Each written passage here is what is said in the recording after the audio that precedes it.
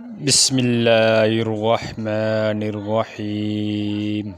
حضرت ابو ہریرہ رضی اللہ تعالیٰ عنہ سے روایت ہے، رسول اللہ صلی اللہ علیہ وسلم نے ارشاد فرمایا، جب کسی آدمی کا درجہ جنت میں بلند کیا جائے گا تو اسے تعجب ہوگا، بالآخر وہ اللہ تعالیٰ سے پوچھ پڑے گا، اے اللہ، میرے مال تو اس لائق نہیں تھے، پھر میرے اوپر اتنی کرم کیوں فرمائی؟ تو اسے بتایا جائے گا کہ یہ تیرے بیٹے کا تیرے لیے دعائے مغفرت کا کرشمہ ہے۔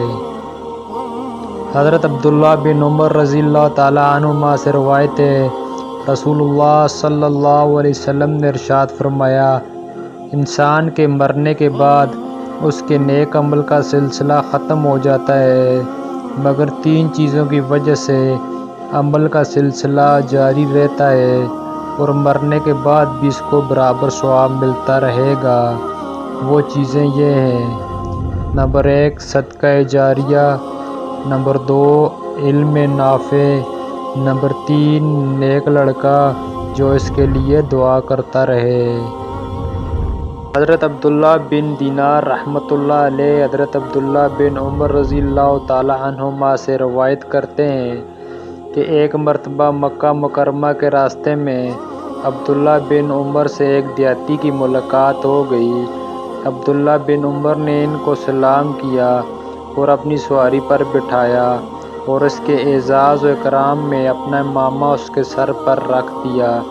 حضرت عبداللہ بن دینار کہتے ہیں، ہم حضرت عبداللہ بن عمر سے کہنے لگے، حضرت آپ نے اتنی زحمت کیوں کی؟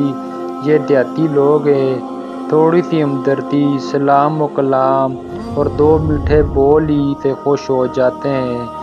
حضرت عبداللہ بن عمر نے فرمایا، اس کے والد میرے والد سے بہت محبت کرتے تھے اور مجھے رسول اللہ صلی اللہ علیہ وسلم کی وہ حدیث ابھی تک یاد ہے جس میں آپ نے فرمایا، سب سے بڑی نیکی بیٹے کا اپنے والد سے محبت کرنے والوں کے ساتھ صلہ رحمی کرنا ہے۔